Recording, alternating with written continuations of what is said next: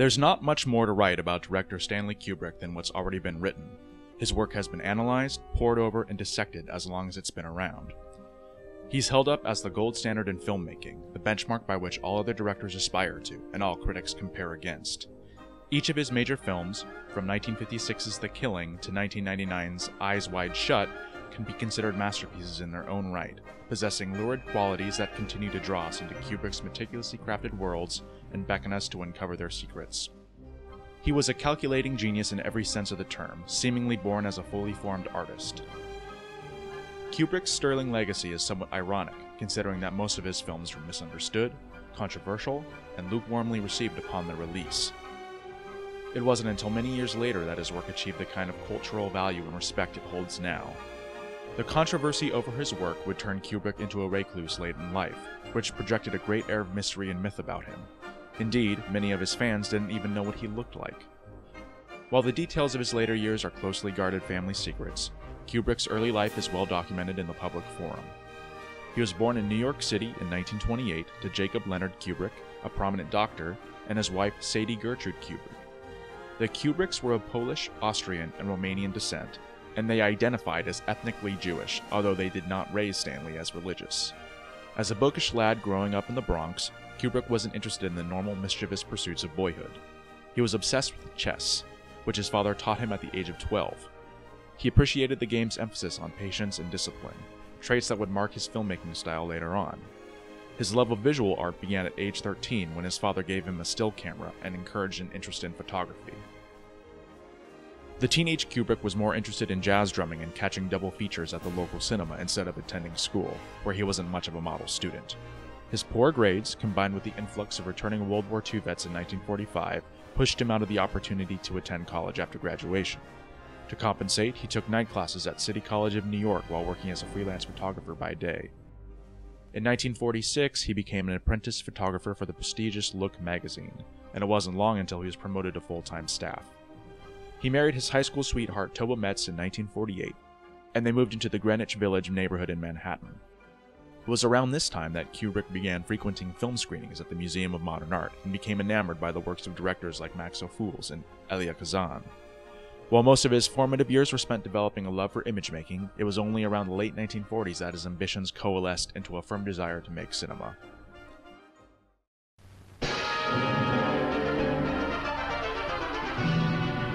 Kubrick's first foray into the moving image is relatively nondescript and pedestrian, an independently financed newsreel intended for distribution by the March of Time series. Essentially working on spec, Kubrick based Day of the Fight off of an earlier photo feature he had done for Look magazine in 1949, on Irish middleweight boxer Walter Cartier. Walter is on the right of Vincent, his identical twin. He doesn't mind the hard training, the 4 miles of road work every day, as much as the waiting. The short film follows Cartier on the day of his big fight against fellow middleweight Bobby James on April 17, 1950. Kubrick and his small crew shot Day of the Fight using specialized daylight loading cameras that took 100-foot spools of black and white 35mm film. The camera work is extremely conservative, confined to a static tripod except for a single shot that is executed with a subtle dolly. What Kubrick lacks in style and finesse, he makes up here in excellent visual sensibility. His background in photography gives him the capability to imbue a compelling depth in his compositions, as well as an inherent understanding of light and its importance in storytelling. Narrated by Douglas Edwards and scored by Kubrick's childhood friend Gerald Fried, Day of the Fight falls very much in line with newsreel shorts of the day. 24 years are a long time, but in a way that's gone pretty quickly for a couple of boys. It's only when you want the hours to go, like now, that time has a way of staring you in the face as it barely moves along. Kubrick's efforts turned out successful when he sold Day of the Fight to RKO for $4,000. He only made a profit of $100 after his out-of-pocket production expenses of $3,900 were recouped, but he had managed to establish himself as a working director and start his career off on a strong note. Kubrick's second newsreel short, Flying Padre, was also created in 1951 and features Father Fred Stadtmuller as its subject, a priest whose parish is so spread out he must fly a small plane to get wherever he's needed. Produced by Burton Benjamin and narrated by CBS announcer Bob Haidt, Flying Padre is similar in style to Day of the Fight and other newsreels of the day. Shooting again on black and white 35mm film, Kubrick makes use of the bright, even light of the prairie, evoking the earnest sensibilities of a Western film, whereas Day of the Fight's treatment of light resembled film noir. The camera, locked to a tripod, is observational and unobtrusive, save for one striking shot at the very end, where it tracks backwards away from Father Stadtmuller and his plane. This is the earliest instance of a shot that Kubrick would employ to striking effect throughout his work, helping to define his style as a director. His destination is Tucumcari, where an ambulance is waiting at the airport to rush the child to a hospital. One of Kubrick's defining signatures, the thematic exploration of man's relationship to technology, begins here, with an in-depth look at how the modern miracle of flight enables Father Stadtmuller to overcome the intimidating challenges of tending to such a large parish. Day of the Fight and Flying Padre are highly representative of Kubrick's humble journeyman beginnings. These newsreel shorts are devoid of style, feeling very much like a bland product of the establishment, a nebulous entity that Kubrick would very soon turn on and stake his career against. Aspiring directors making their first features under scrappy, shoestring budgets is a grand tradition within the art of cinema. Oftentimes, directors' first films are their most electrifying. Scorsese, Coppola, Cassavetes, Lynch, Malick, any major director born after World War II that you could think of, odds are they have a scrappy, rough-around-the-edges feature at the beginning of their filmographies.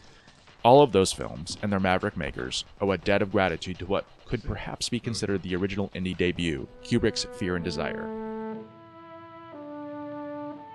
There is war in this forest, not a war that has been fought, or one that will be, but any war.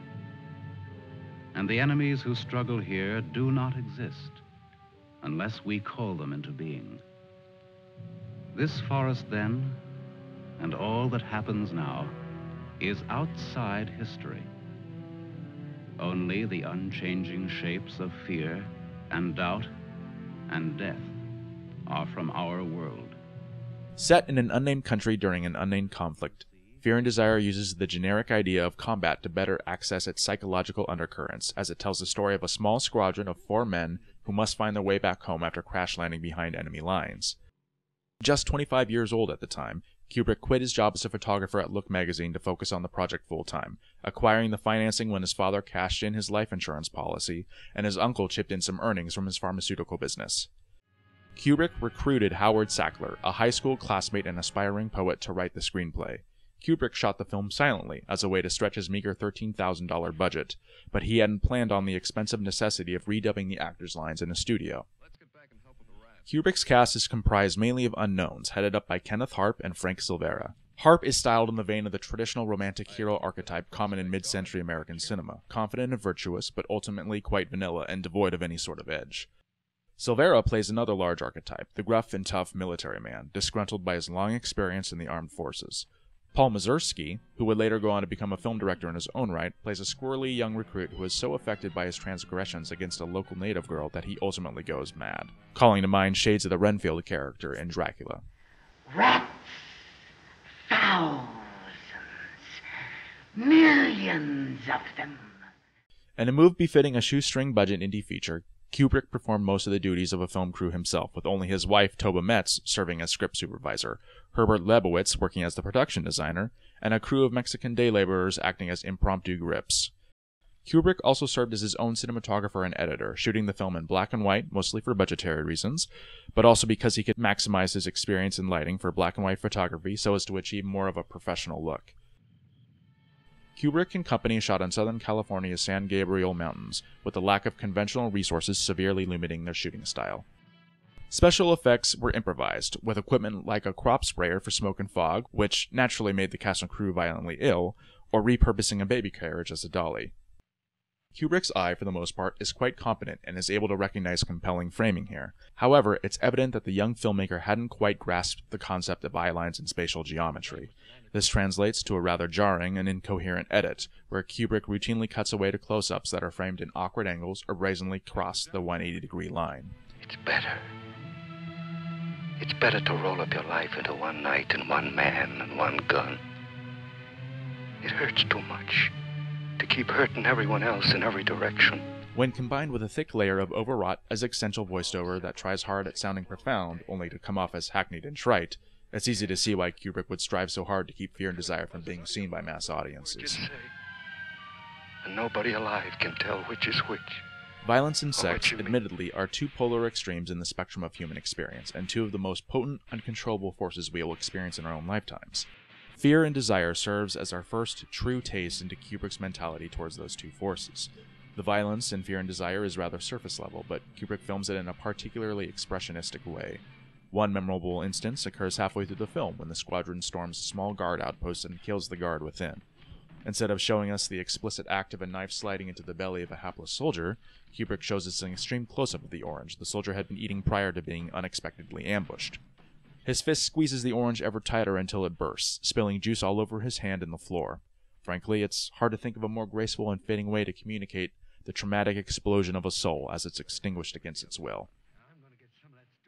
Fear and Desire explores sexuality during the sequence where the squadron ties a native girl to a tree so that she won't give away the presents to the enemy. Kubrick makes his audience complicit with the squadron's most primitive instincts and desires by repeatedly cutting to close-ups of the girl's lips, eyes, hands, etc. Kubrick casts each body in the harsh light of the male gaze, and it is this same sexuality that the girl uses to free herself from her bonds and make her ill-fated escape. Come back! Don't tell the general! I won't hurt you!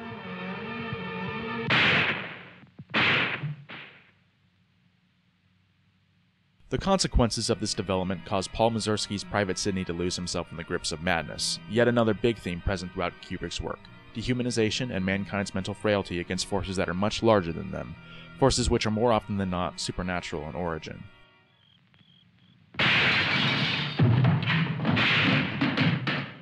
In Fear and Desire, for instance, the squadron encounters their lookalikes at the enemy base, which references the folklore of doppelgangers.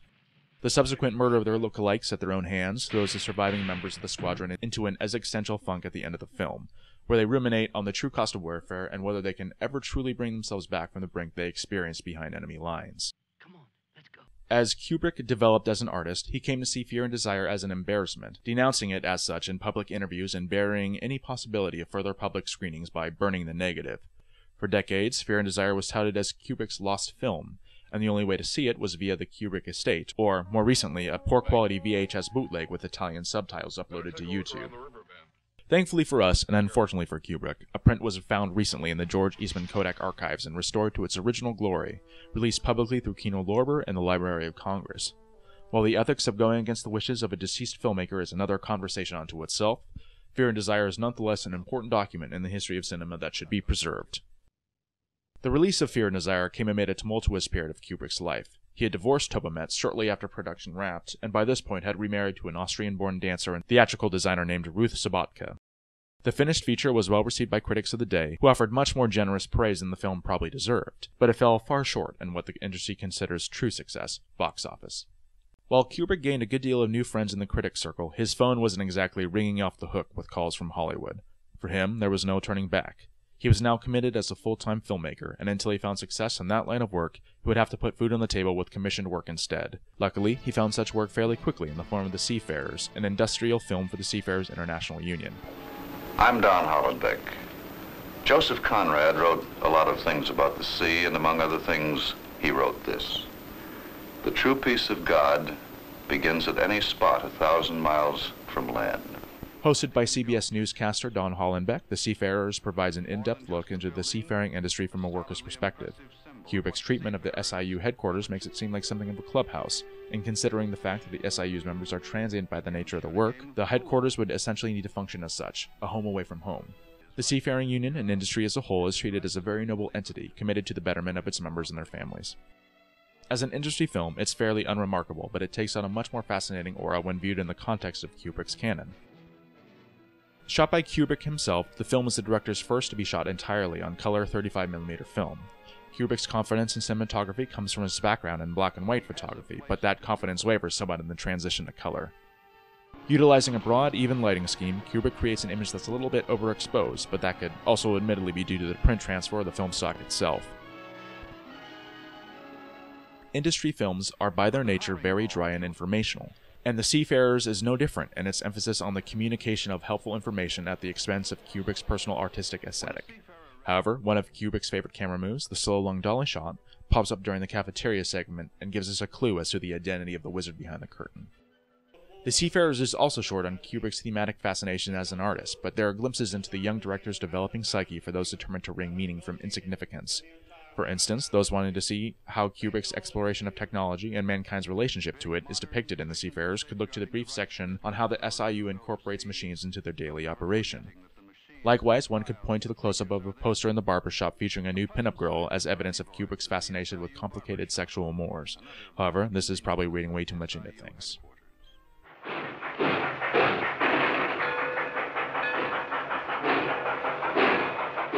During this time, Kubrick was developing a follow-up feature with Fear and Desire's Howard Sackler, which he would eventually call Killer's Kiss.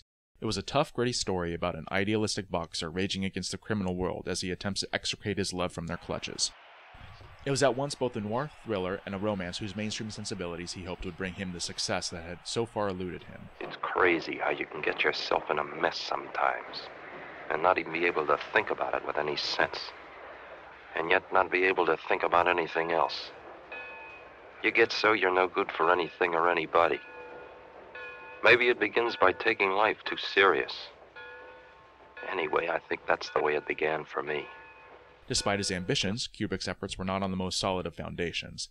The 26-year-old director was on welfare during production, and most of the financing was borrowed once again from his wealthy uncle, the owner of a prominent drugstore in the city.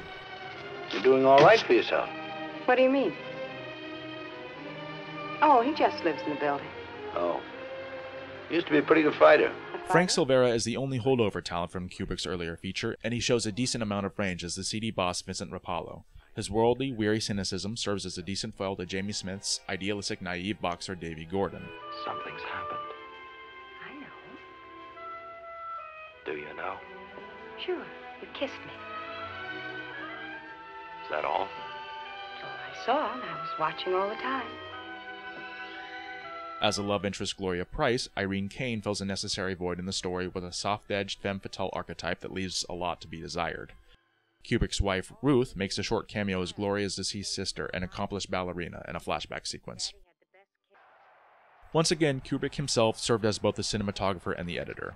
His background in photography serves him well here, with the cinematography being one of the film's strongest assets. The black and white 35mm film image might be cheap by its nature, but Kubrick imbues it with dark, rich shadows and a fantastic sense of depth that suggests a budget 3 times its size.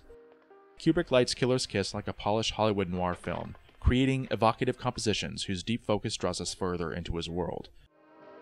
The camera work matches this approach, such as in a moment when Kubrick slowly dollies down the length of a dance hall to add grandeur and scale despite the relative cheapness of the technique. Indeed, many of these shots were achieved from the back of a pickup truck, which came in handy when Kubrick's inability to secure location permits often necessitated a covert approach. Killer's Kiss stands out among Kubrick's filmography in that the polish is countered by a measure of spontaneity, a trait that Kubrick would abolish entirely in later works. The film cuts away to gritty street details quite frequently, giving us a sense of place and liveliness that one could see influencing a young John Cassavetes. Come on, give me back the scar. Kubrick's on-location depiction of New York stands as the most potent example of this dynamic. He makes great use of the dramatic skyline and looming architecture to add drama and grit, in the process capturing an authentic lived-in cityscape. Contrast these images with Kubrick's last work, Eyes Wide Shut, with New York streets being recreated on a soundstage so Kubrick could exert complete control over his shot.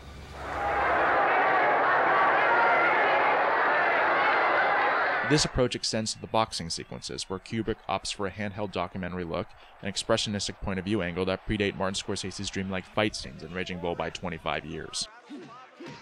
The expressionism on display also extends to a short dream sequence in which the camera screams down a long urban corridor at breakneck speed, the black and white image flipped to its negative. Visually arresting on its own, the shot anticipates the famous space tunnel sequence in 1968's 2001, A Space Odyssey, and is one of the earliest instances of Kubrick's fondness for one-point perspective in his compositions. Killer's Kiss serves as a neat little distillation of Kubrick's 2 main thematic fascinations, violence and sex. The boxing world is inherently violent, of course, but Kubrick's story seems to merge the 2 acts, one an act of destruction and the other an act of creation, until their boundaries blur ambiguously. In the world of Killer's Kiss, sex is violent and violence is intimate. Nowhere is this blur more apparent than in the film's climax, where the hero and the villain savagely duke it out against a backdrop of mannequins. Their cold, statuesque beauty echoes Gloria, and on a literal level, we're visually reminded that the 2 men are fighting over her as the ultimate prize. However, their presence underscores the intimate feminine aspect of violence. the aspect that requires the two fighters to lose themselves in the moment and express their feelings up close with their bodies. The climactic chase sequence also serves as an exploration of dehumanization, with the characters framed in wide shots, dwarfed by monolithic structures and cold, unfeeling cityscapes. Endless brick walls tower over them in an almost abstract fashion, heightening the hero's need to escape the city because his relative insignificance within it threatens to consume him entirely. For the longest time, Killer's Kiss was Kubrick's first official feature, and despite it being shot very similarly to Fear and Desire, Kubrick did not seem as embarrassed about the former's roughness and lack of polish. It's not hard to see that Killer's Kiss is a marked improvement over his earlier work, with his evolution very apparent in every frame. We can see that Kubrick's direction is much more confident, having grasped concepts like pacing and geography while coming up with creative, bold compositions. Killer's Kiss shows us a gifted young man coming into his own and starting to find his aesthetic, solidifying tastes that would inform one of the richest and most compelling filmographies the art form would ever see.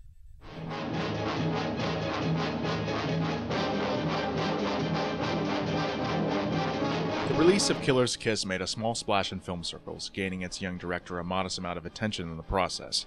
An upcoming young television producer named James B. Harris found his attention particularly captivated, and reached out to Kubrick with the proposal of a partnership.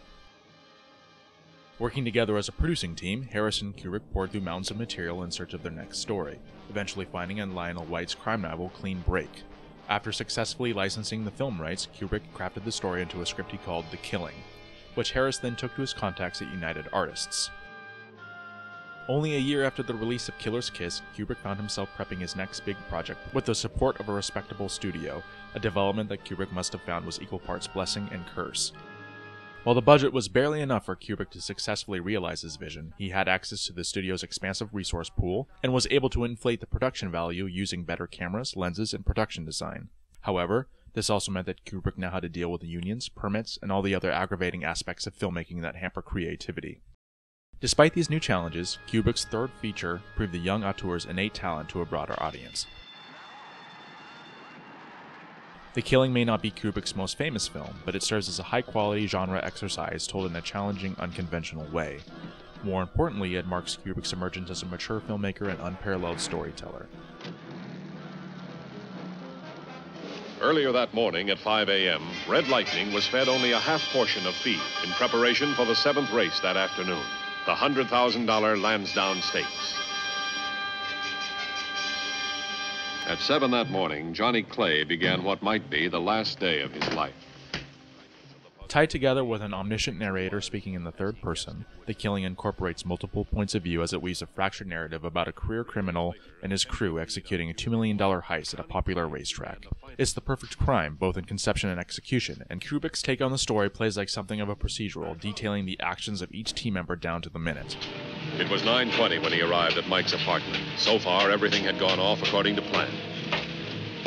Kubrick's churning narrative builds to an explosive finale that's capped by a twist of dark irony when the criminal finds that all the meticulous planning in the world can't account for the unpredictability of chance.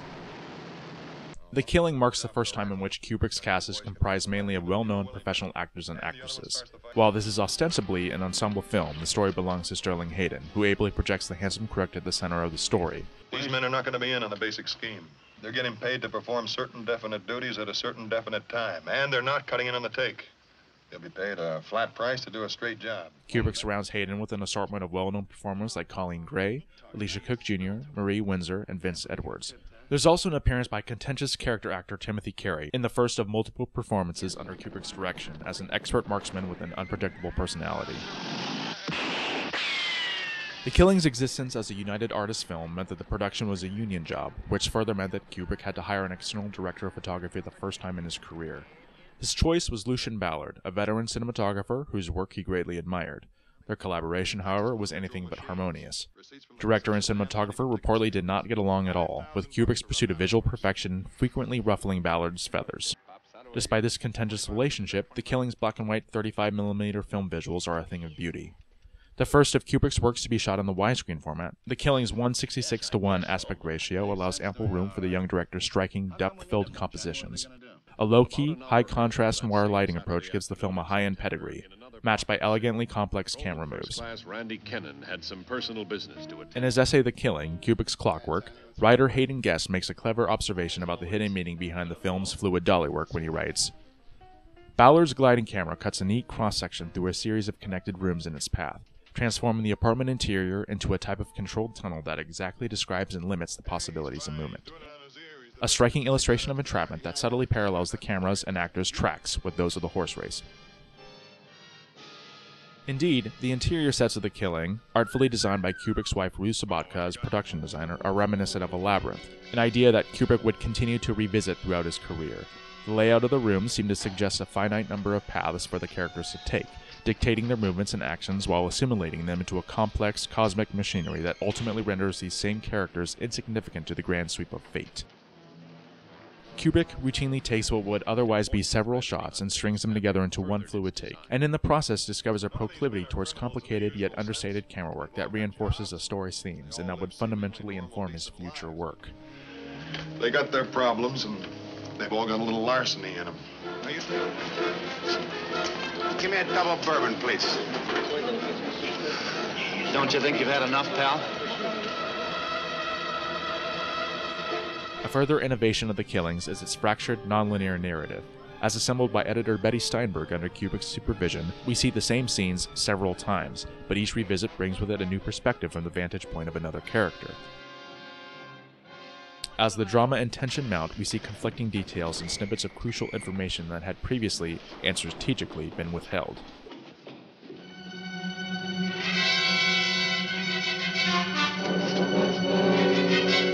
To their dismay, Kubrick and Steinberg were forced to go back and re-edit the film in chronological order after test audiences couldn't follow their original edit. Thankfully for us, their conventional edit proved to be even more of a mess, and their nonlinear cut was reinstated and released to theaters. The Killing's radical story structure, while owing a significant debt to the trail blazed by Akira Kurosawa in 1950's Rashomon, proved to be highly influential itself, with its influence felt in modern films such as Quentin Tarantino's Reservoir Dogs. Kubrick's career-long exploration into the psyche of violence and sex enjoys a brief respite in The Killing, with Kubrick toning down those fascinations to focus instead on delivering a taut genre picture. Kubrick's film is most assuredly a crime thriller, but he frequently finds opportunities to color outside the lines and subvert our expectations. This undermining of genre, while simultaneously upholding it, would be a trademark of Kubrick's for the rest of his career, a tangible method by which he could elevate the subject matter and make salient psychological points about the human condition.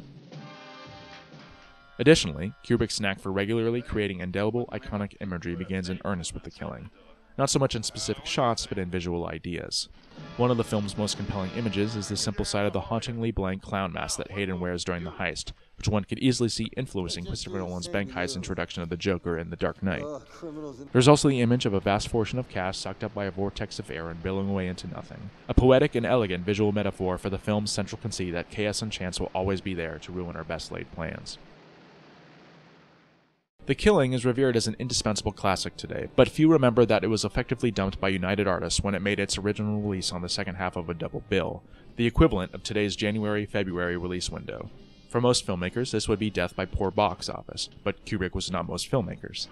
The film didn't make much money, but those who saw it were blown away by the director's undeniable talent, and word of mouth spread through the upper echelons of Hollywood until it reached Kirk Douglas, the man who would take Kubrick's career to the next level.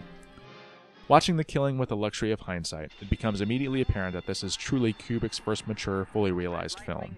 More so than any other film in his canon, The Killing makes the case for Kubrick as the link between the old school, consummate craftsmanship of old Hollywood, a generation that influenced him immensely, and the radical innovation of new Hollywood, a generation that he would inspire directly.